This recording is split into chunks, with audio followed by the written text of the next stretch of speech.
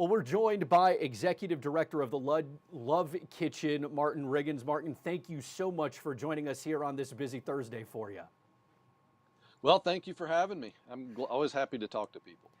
Right now, kitchens, food banks, everyone that's dealing in the food industry, providing food, especially to folks who are underserved, have highlights on them right now because of what's impending on Saturday if the government shutdown continues. Look, the Love Kitchen has a lot of history in Knoxville, and let's just start right there for folks who might not be familiar with the mission of the Love Kitchen. What do you all do day in and day out to serve Knoxville and East Tennessee? Well, the Love Kitchen was started in 1986 by Helen Ash and Ellen Turner, and they had a dream to be able to feed people, and they didn't think there was any good reason that people should have to go hungry in Knoxville. So they started out, and now we serve lunch to anyone that shows up here every Wednesday and Thursday at 12:30. We also have a homebound program where we deliver to between 280 and 300 people per week, a tower of 7 meals. And we're doing that right now. We have volunteer drivers coming in right now and picking up their towers of meals and delivering it to our homebound recipients.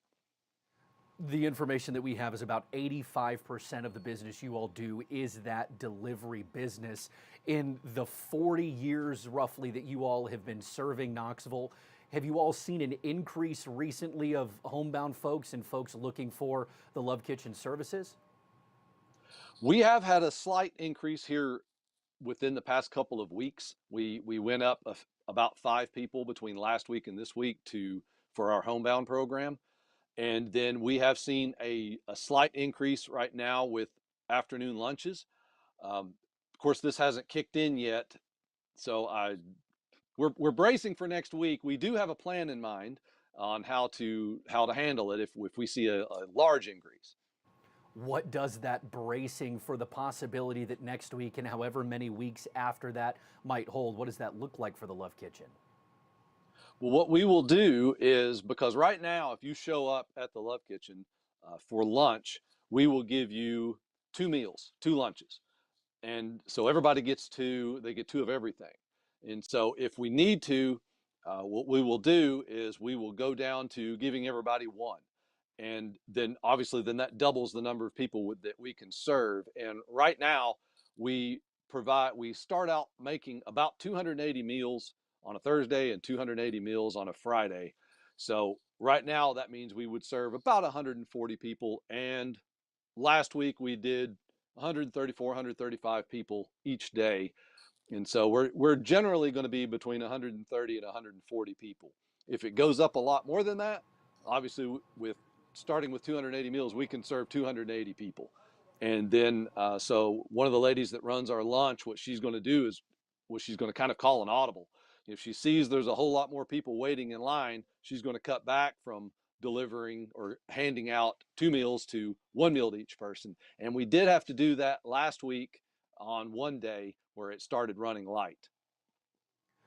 What sort of complications does that or may that raise for you all, and just folks probably have come to get used to and expect 2 meals from you all, but with this increase in demand and you all just trying to be able to reach as many as you possibly can, maybe some logistical complications or just messaging that you all are working on, making sure that folks know you're still going to get your services from Love Kitchen. It just might look a little bit different as more people are needing those services. Well, that's absolutely right. The sisters in the Love Kitchen's mission is to feed anyone, and we will absolutely do it. We never take if it's a Wednesday or Thursday, we're here. We are here on holidays. We are always here, and that is the mission that the sisters started, and that was important to them, and it's important to me to continue what they started. It's this is not just a thing that we do down here. Everybody's down here because they want to help people, and if we have to do more, then we will absolutely do it.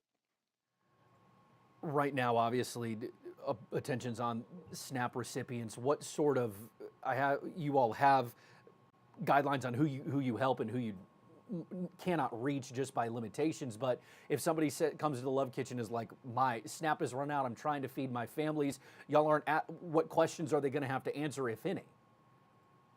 Well, for our delivery program, that is a homebound program that you do have to qualify for, because we're looking for people that don't have another way to get meals. They are stuck at home. We had a guy that he was stage 4 cancer in hospice, staying in an inexpensive motel that's no close by, and yeah, absolutely, he qualifies. We will serve anyone that shows up here for lunch. If you can make it here, I will serve you. It does not matter. There are no qualifications for that. We also do kind of on a one-time basis type of thing, because we just don't have enough to do it for everybody that might show up. We will provide an emergency food box, which will have canned goods, peanut butter, a loaf of bread, something like that to get somebody over the hump. And we will do the best we can with that. And we keep a lot of cans back for just such a problem. But if it goes up a lot, we will probably have to trim how much we can give out each time for that, because our resources are limited, like everybody. With those resources limited, you all also, like many, didn't rely on donations. And so you, just like everyone else, are welcoming with open arms anything and everything you can get from the public who wants to help folks who are seeing Saturday coming by and wondering where their meal for their family is going to come from next.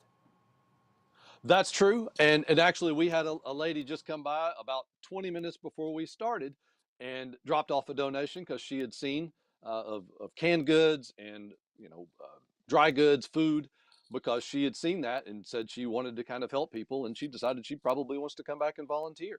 And that's kind of how it works down here.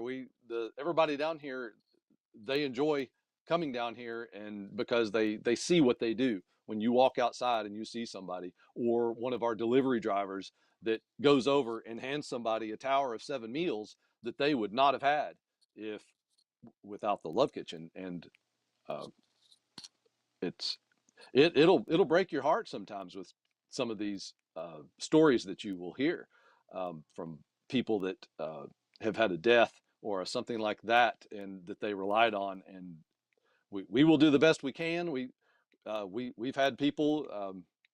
One of our delivery drivers last week, the guy was going to go get emergency heart surgery the next week, and so he wasn't going to be there this week to receive his meals. And so she sat down and she actually prayed with him. And just these kind of things like that. It's not just handing somebody food. It's being able to connect with somebody that needs human help.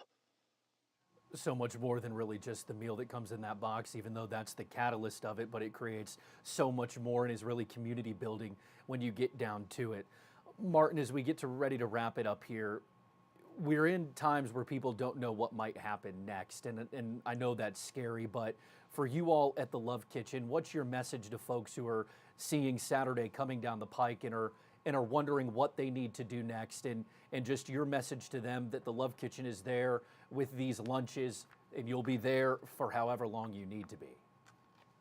That's absolutely right. You had mentioned it, that we're very close, and we'll be turning 40 next year. And so we've been doing it for 40 years, and we won't stop.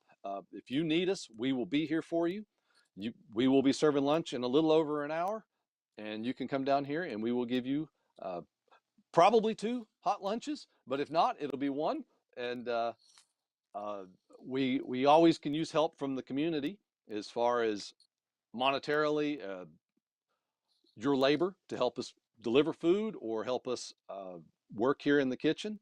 Or if you don't have the ability to do those, money works really well too, because it's I cannot pay our utility bill with cans, so it all costs. But we will absolutely be here no matter what. Martin, is there anything else that we left out that you want to make sure that folks know about the Love Kitchen and your mission? You can go to our website at thelovekitchen.org, and you can see if you want to know how to donate, if you want to know how to volunteer, that will all be on there. You can search for us on our socials. Mostly they are The Love Kitchen. Uh, Instagram is The True Love Kitchen. Uh, Anything like that, I will post stuff that we do, things like that, and just kind of keep people up to date with what we're doing every week. And we'd love to have people come down here and help us out.